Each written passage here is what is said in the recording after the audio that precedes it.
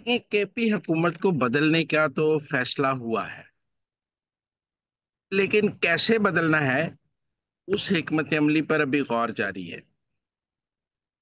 Governor राज के जरिए KP हुकूमत नहीं बदली जा सकती, क्योंकि आइन में गवर्नर राज सिर्फ 60 दिन के लिए लगता है, फिर उसकी एक्सटेंशन पार्लियामेंट से होती है। और आप उसे लामहदूद अरसे के लिए गवर्नर राज नहीं लगा सकते, बिलाखिर आपको असेंबली बहाल करनी पड़ती है।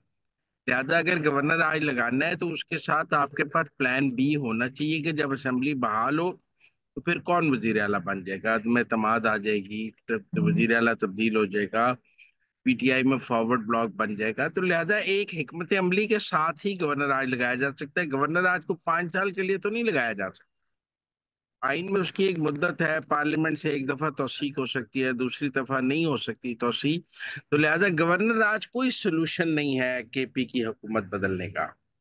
एक टाइम टेकिंग सोल्यूशन तो है कि अगर आप 60 दिन में कोई गवर्नर कोई फॉरवर्ड ब्लॉक बनाना चाहते हैं और उसके जरिए कोई तब्दीली लाना चाहते हैं तो एक 60 दिन तो आपको मिल सकते हैं। लेकिन आपको इस 5 साल के लिए, 4 साल के लिए तो वहां गवर्नर राज नहीं लगा सकते। लिहाजा वफाकी हुकूमत को वहां लंबा गवर्नर राज लगाने पर गौर नहीं कर रही है। जो लोग कह रहे हैं ना वो गवर्नर राज लग रहा है, गवर्नर राज लग रहा है, नहीं।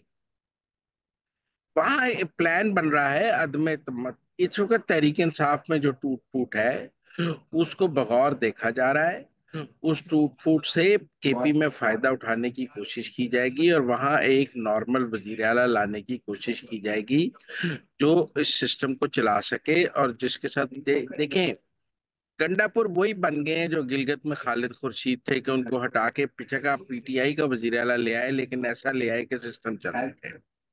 इसलिए मैं समझता हूँ कि पीटीआई का ही वजीर आला आएगा केपी में, लेकिन कोई सेंसेबल आदमी आएगा जो वफाक के साथ चल सके और जिसको पीटीआई के अरकान का एतमाद भी हासिल हो, जो पीटीआई के अरकान को ये यकीन दिला सके कि आपकी असेंबली मुद्दत पूरी करेगी, हुकूमत चलेगी और ये महाजराई और सब कुछ खत्म हो जाएगा।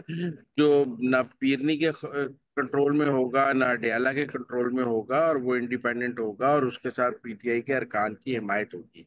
लेकिन ये तब तक मुमकिन नहीं जब तक मखसूस नशिस्तों का फैसला ना हो। लेकिन जब सुप्रीम कोर्ट से मखसूस नशिस्तों का फैसला होगा तो केपी में मखसूस नशिस्तें जो हैं, अगर वो फैसला हुकूमत के हक में आ जाता है, हुक्मरान इत्तेहाद के हक में आ जाता है, तो मखसूस नशिस्तें सारी की सारी हुक्मरान इत्तेहाद को मिल जाएंगी।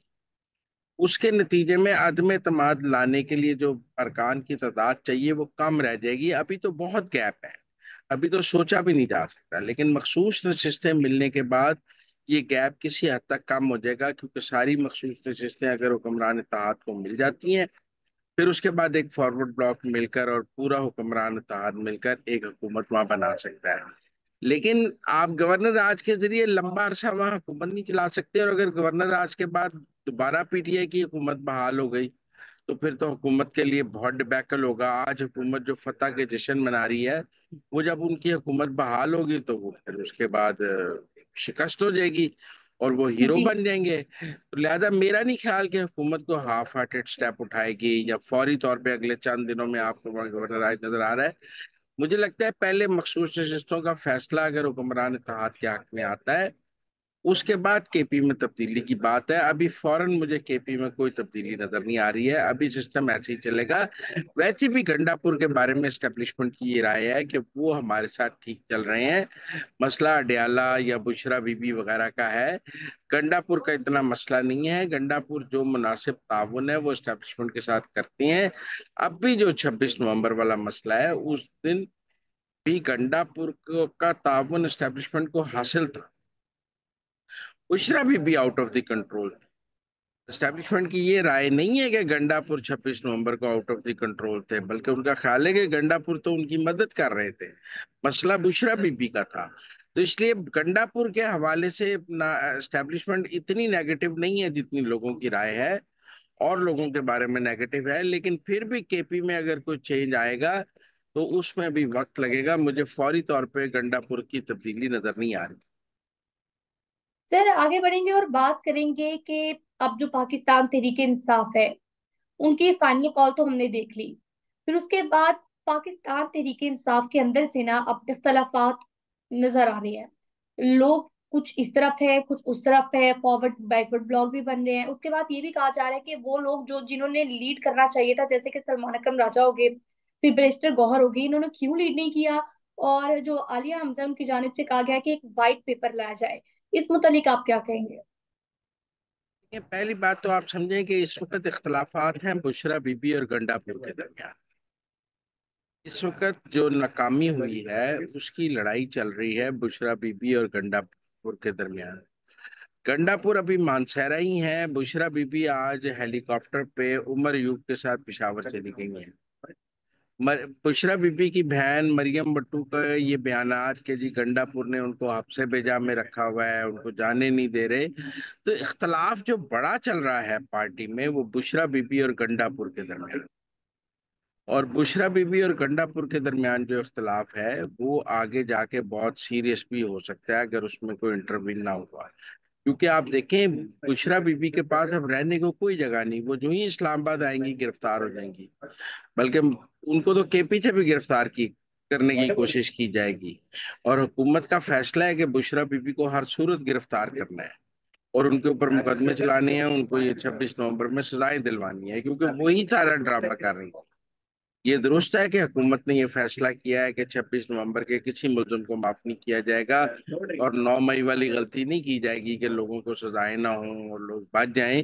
इस बार सजाएं दिलवाने का पूरा बंदोबस्त किया जा रहा है और इस बार किसी को भी माफ ना करने का फैसला है, क्योंकि हुकूमत और रियासत ने भी 9 मई से सबक सीखा है कि 9 मई के मुल्जमान से रियायत का नतीजा 26 नवंबर की सूरत में निकला है।